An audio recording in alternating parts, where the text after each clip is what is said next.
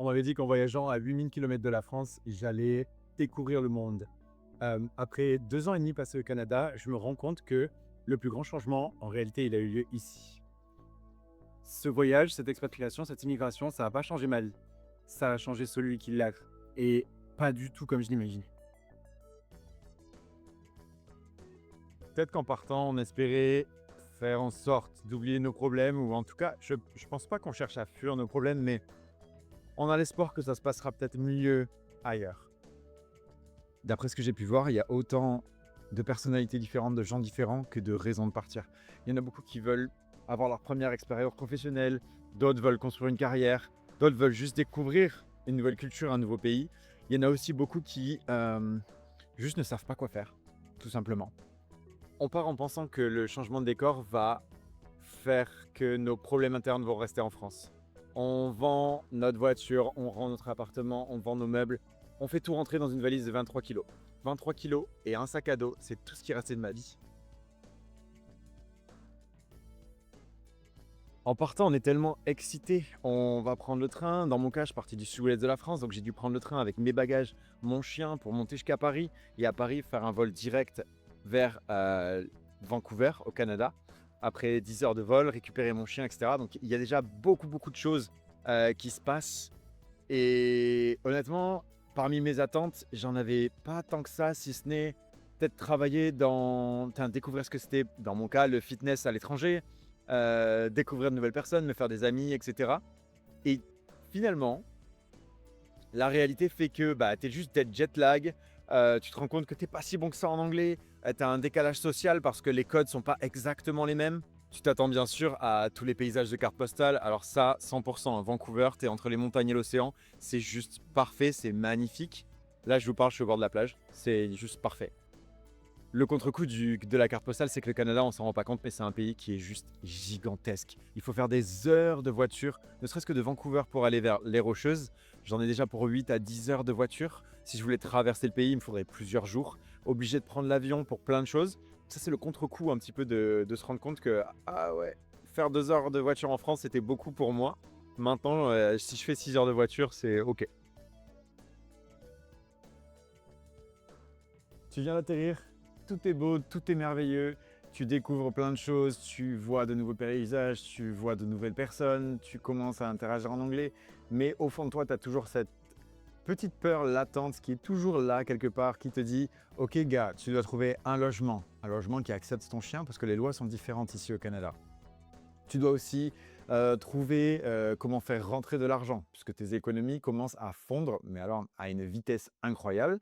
Tu dois comprendre comment fonctionnent les courses avec les taxes, et cetera. Trouver un emploi dans ta branche, mais en même temps, tu as besoin d'un taf alimentaire au début, donc tu as besoin aussi d'avoir des références. Donc tout fonctionne par un système de référence, que ce soit pour les logements, les emplois, et cetera. Tu dois toujours montrer que patte blanche et montrer des gens qui peuvent être des références pour toi. Alors ça peut être des amis qui sont déjà présents dans le pays, ça peut être ton employeur, ça peut être voilà, des gens qui vont être appelés. Et franchement, vous dites pas qu'ils vont pas l'être parce qu'il y a 80% de chances que votre futur employeur ou votre futur propriétaire d'appartement appelle probablement ces gens et demande hey, est-ce que c'est un bon gars. Petit à petit, tu discutes un petit peu avec les gens qui sont déjà là, qui sont potentiellement francophones ou alors qui sont peut-être déjà employés depuis longtemps. Et il y a un truc qui revient vachement ici en Amérique du Nord. Je pense pas que ce soit que le Canada, je pense que c'est aussi et surtout les States. Il y a ce truc de fake it until you make it. Donc, il faut que tu te lances. Il faut que pendant l'entretien d'embauche, tu dises oui, je sais le faire. Et ensuite de ça, tu verras une fois que tu seras sur le terrain. Alors, bien sûr, on ne te demande pas d'être chirurgien si tu n'es pas chirurgien, mais quoi qu'il en soit, tu auras un training. Quoi qu'il en soit, il suffit que tu aies toujours un ou deux steps d'avance. Mais par contre, ça demande au début, en tout cas, beaucoup d'investissement. Et beaucoup d'énergie mentale et parfois physique, ça dépend de ton taf. Mais voilà. Pendant plusieurs semaines, on a ce réflexe complètement humain et complètement OK de comparer Vancouver et la France. Oui, en France, on n'a pas la culture des tips. Oui, en France, on n'a pas les étiquettes ou sur lesquelles il n'y a pas les taxes incluses quand on fait les courses. Oui, en France, on n'a pas peur du silence quand on est dans l'ascenseur à 6 h du matin et on n'a pas spécialement envie de parler de la météo ou de si ça va avec notre voisin d'ascenseur. Ici, ils adorent les chit-chats. Oui, c'est vrai. La France, c'est différent. On n'a pas les mêmes interactions sociales, on n'a pas les mêmes codes sociaux en règle générale. On fonctionne un petit peu différemment. On n'a pas les mêmes mindsets sur plein de choses. Et c'est pour ça que, ok, c'est ok de plusieurs jours, plusieurs semaines, faire le deuil de ce genre de choses, mais au bout d'un moment, il faut aussi apprendre à vivre dans le pays dans lequel on est pour ce qu'il est. Il faut prendre Vancouver pour ce qu'elle est et s'adapter au mieux. La distance, ça nettoie énormément les relations. Que ce soit les relations qui étaient toxiques pour nous et auxquelles on a mis un terme, mais aussi les gens qui sont proches de nous, nos amis, nos familles. Il y a beaucoup moins de friction, forcément, parce qu'on se voit beaucoup moins. Et je trouve qu'on est plus dans le partage d'expériences entre ce qui se passe là-bas, ce qui se passe ici. J'ai jamais autant échangé de vidéos, photos, appels avec mes parents que depuis que je suis au Canada. Et au final, c'est quelque part c'est super. Alors oui, j'aimerais qu'ils soient présents physiquement, surtout quand on. Ça aussi, on dit pas. J'ai un peu plus de 30 ans maintenant. I know. Mes parents vieillissent et forcément, ça reste dans un coin de la tête que s'il se passe quelque chose, je ne pourrai pas rentrer chez mes parents ou dans mon village d'origine en moins de 24 heures. Donc oui, c'est quelque chose qui reste et il faut apprendre à vivre avec. La plupart du temps, on n'y pense pas, mais il faut apprendre à vivre avec. On a 8000 km de distance, on a 9 heures de décalage, donc ouais, ça... C'est quelque chose. On va pas se mentir, c'est quelque chose.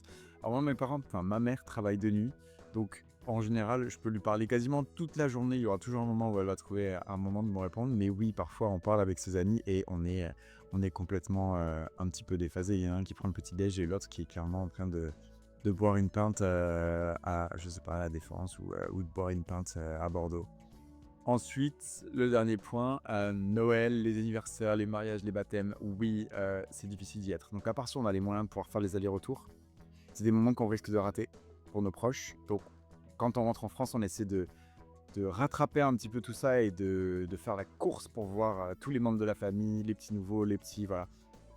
C'est quelque chose qu'il faut faire, qu'il faut entretenir, c'est important.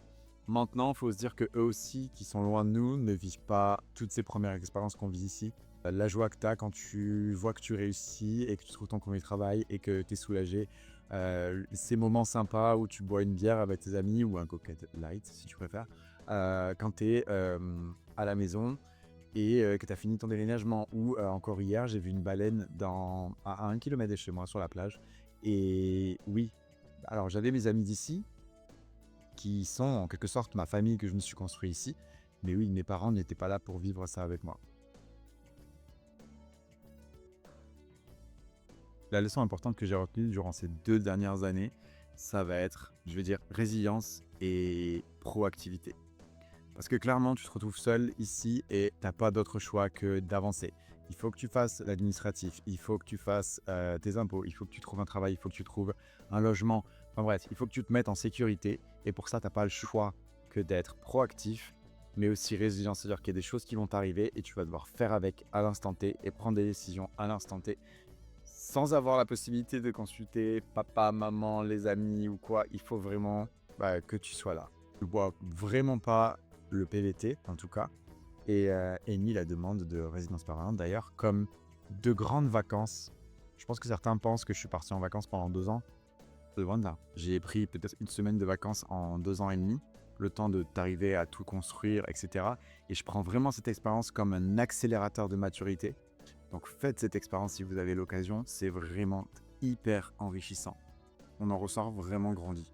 De mon côté, j'ai aussi expérimenté pour la première fois un licenciement ici au Canada. Alors le licenciement façon nord-américain où on te notifie pas à l'avance. Tu vas voir ton patron, il te dit hop, là, dans les quarts d'heure, tu as pris tes affaires et tu t'en vas. C'est d'une violence extrême. Je l'avais déjà vu arriver à des amis, mais je l'ai expérimenté moi il y a 2-3 mois. C'est une violence extrême. On se retrouve dans la rue avec ses affaires. On ne sait pas vraiment ce qui s'est passé. On ne sait pas vraiment pourquoi, si c'est nous, si c'est eux. Tout ça, ça reste dans le flou.